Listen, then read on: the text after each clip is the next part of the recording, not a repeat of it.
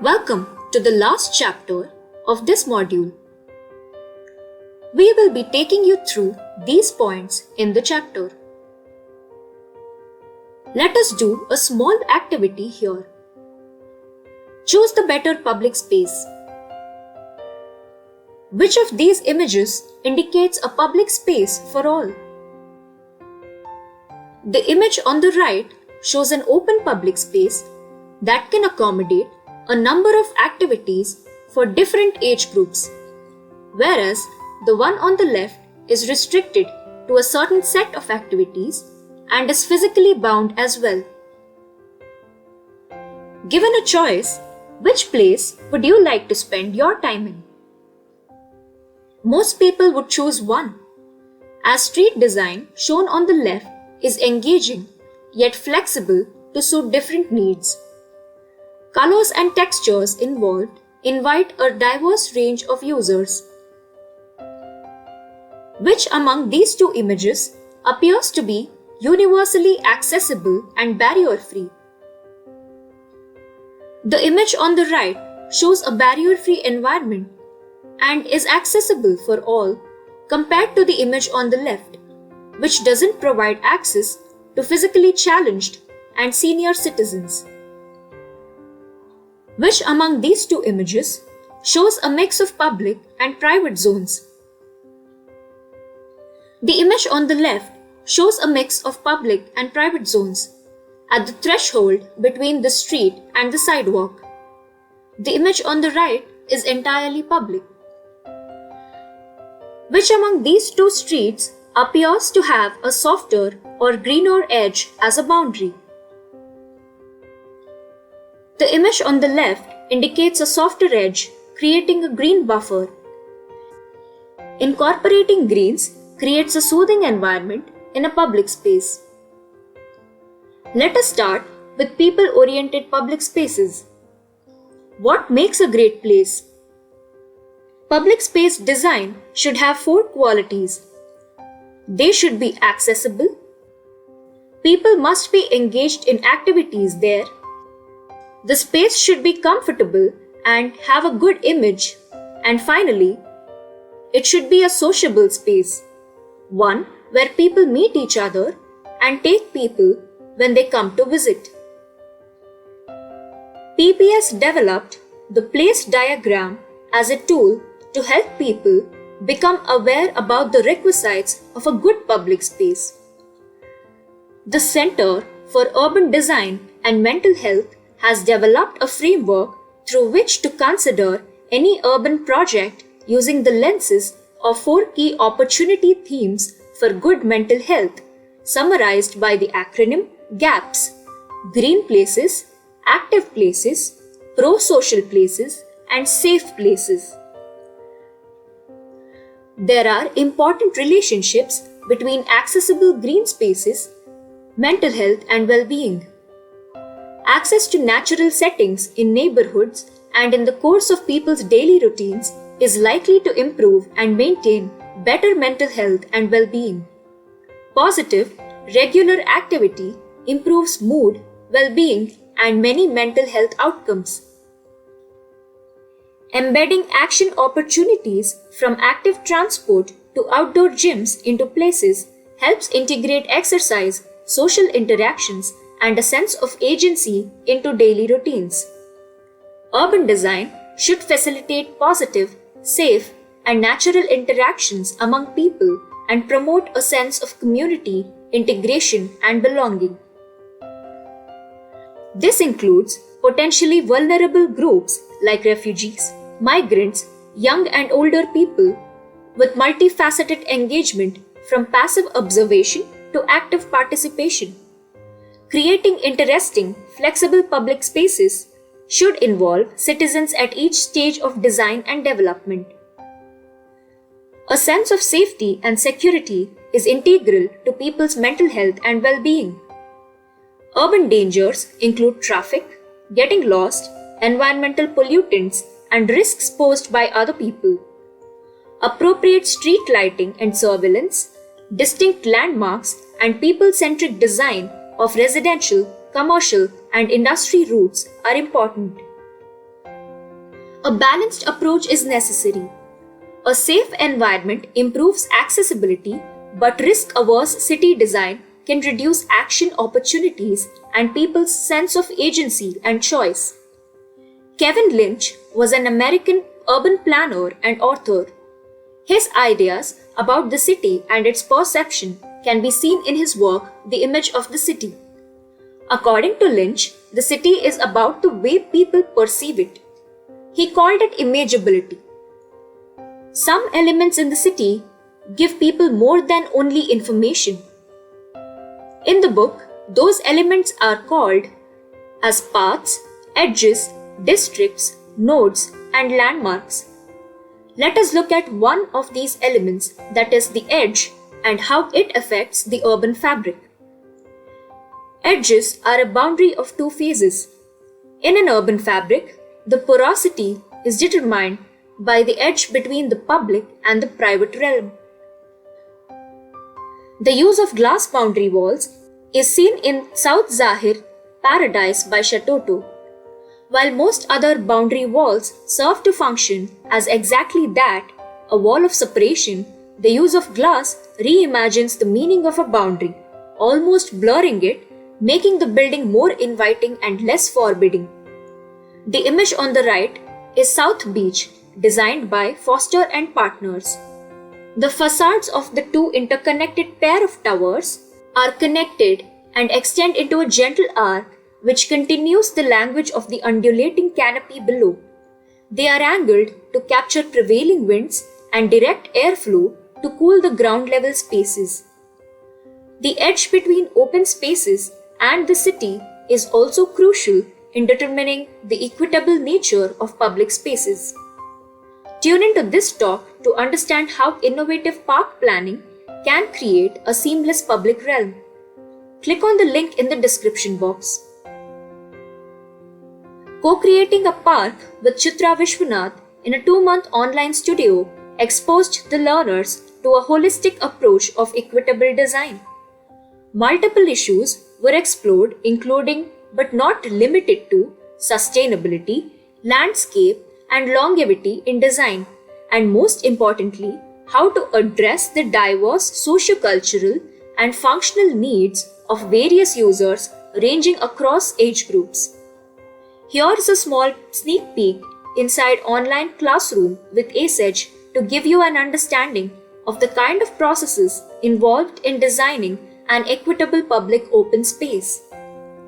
Watch this eye-opening video by The Human Scale, where they talk about the current situation of cities and walk us through different cities from the world which adopted changes and brought life to the public spaces. How is well-being related to urban green space? Tune into this video and hear what Dr. Matthew White talks on investigating the impact of green spaces on well-being. Link is in the description box.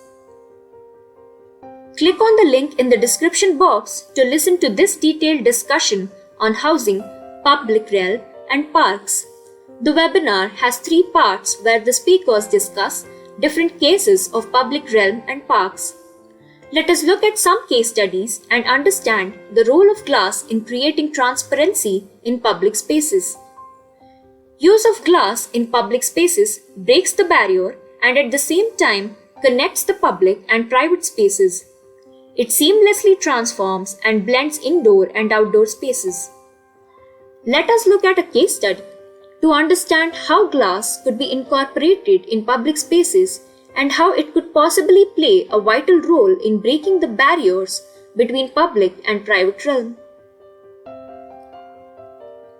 The Cooled Conservatories at Gardens by the Bay is a large public space under a glass canopy.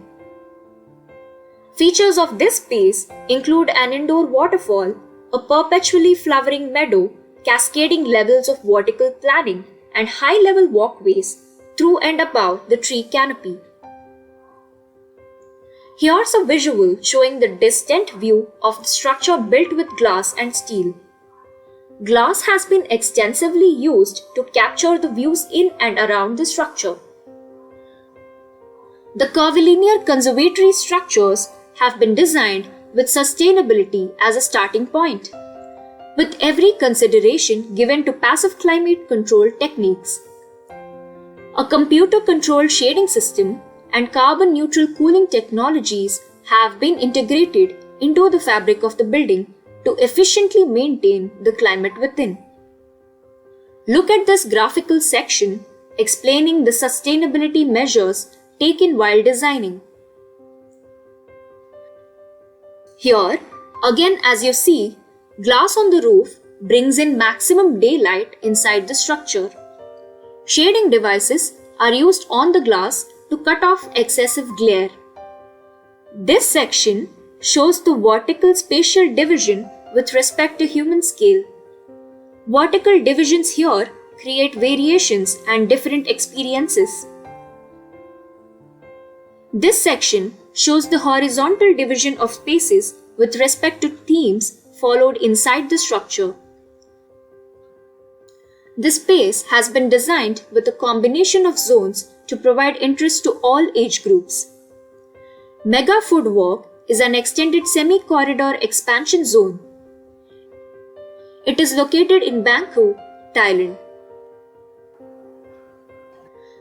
The microclimate within Mega Food Walk is controlled by the integration of landscape design and innovative engineering, resulting in a waterscape that is a successful catalyst of activities where adults can enjoy the atmosphere while children line up for the interactive water features.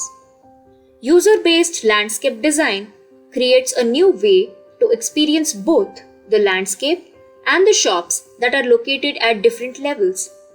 The lower level is dropped to create a sunken plaza space for various events. The pathways are friendly to all users with gentle slopes that are accessible to the differently abled. Here are different diagrams explaining the existing situation, cross-circulation, microclimate, and blending the level differences through landscape. Let us look at one case that demonstrates the importance of physical well-being in relation to mental health in workspaces. The Intelsion office is a 170 square meters renovation project designed for the IT consultant company. The problem of office syndrome is Studio Onion's concern. This refers to spending hours working in the same bodily posture is unhealthy either with a computer or a pencil. Onion's proposal is the design for good health promoted by the office for the employees. Onion started the project by observing the stretching exercises at public parks in Bangkok.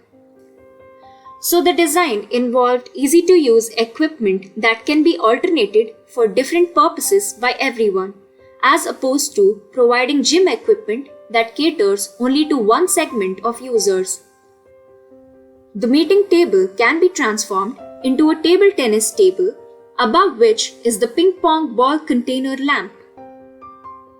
Next to it is a wall of ping pong balls for the players to count the scores. When tired, employees can take a nap on the raised platform full of pillows right above the movable file cabinets.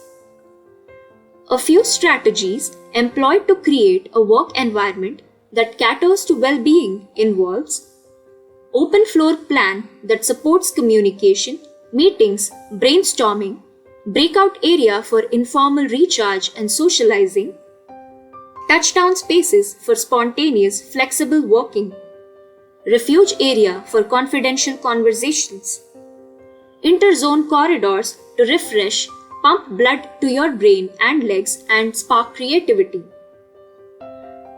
The arrangement of stretching tools is the design of the Intelsion office. These tools are organized by areas ranging from easy to difficult exercises, namely finger walk, arm wheel, spinning chairs, and the most difficult of all, monkey bars. Here's an urban revitalization project in Zhuhui, China, designed by Sasaki Architects. All the spaces are linear in shape. Diverse spatial experiences are created by applying different materials, scales, topography, and programs. The park serves as a runway of modern life, providing a space for recreation and respite from the surrounding city. 6 rows of deciduous trees are planted along the sidewalk, bicycle lanes and vehicular median, creating a comfortable microclimate, seasonal effect and human-scaled boulevard. Sunken gardens are sited between the park's subway station and neighboring development parcels, improving the walking experience to and from the subway while enriching the spatial composition of the park. Apart from the securing safety, security, and accessibility, facilities can bring well-being in public spaces. The Lightbox project by Rohan Chauhan is a public toilet design in Thane, Mumbai. This project is unique in terms of both form and function. The design of the restroom has been conceptualized around a tree for 2 reasons. 1. To express the idea of integrating nature and context in the built form and using its characteristics to protect from climate. Secondly, the shade of the tree protects the garden below from the sun, allowing filtered light, and then it only needs a transparent cover to protect from rain. Let us now dive into universal design and look at a comprehensive guide to designing public spaces for well-being. Universal design is an approach to design that increases the potential for developing a better quality of life for a wide range of individuals. It is a design process that enables and empowers a diverse population by improving human performance, health and wellness, and social participation. It creates products, systems, and environments to be as usable as possible by as many people as possible, regardless of age, ability, or situation. Other terms for universal design used around the world include design for all, inclusive design, and barrier-free design. Here is a quick guide for you to design public spaces for well-being. Public spaces should be sensory rich, that is, plant selection should be based on colors, texture, and scents. The spaces should be flexible and adaptable for current and future use. Walkability and places for play should be considered with respect to incorporating different activities. A public space should also have variety and respect the local context. Wayfinding factors, necessary signages, distinctive landmarks, and accessibility for all are to be included while designing routes of a public urban space. Other important public facilities like toilets, water, cafes, green areas should be distinctively planned. Last and the most important factor is safety and security in public spaces. Create safe and secured environments to encourage user participation. There are a lot of factors that need to be considered while designing a public space. A detailed study of all factors like proximity, user groups, neighborhood, traffic, and activity mapping, etc. has to be carried out before designing for all. Tune into this talk by architect Vidya Mohan Kumar, where she explains a project with respect to the factors needed to design a public space. Find the link in the description box. Go back to your case study picked in the first part of this module. Is there any public park or garden near the space that you have chosen? What all factors do you observe there? Are there any public facilities provided? Does the space connect and at the same time separate from the urban environment? Is that space suitable for all user groups? Note all the factors that you have studied in the Guide to Designing Public Spaces for Well-being. After you are done with observing, make a quick sketch map as shown on the right image and mark all the areas that you felt were insecure or problematic with respect to safety and well-being for all. Well-being begins at home. Collate all your learnings from this continued activity and take it up as a case to implement your learnings from the topic. How differently would you design the building you chose with respect to your takeaways from all the topics discussed in well-being and the built environment module? Demonstrate via hand sketches, computer drawings, or physical models. The choice of expression is yours.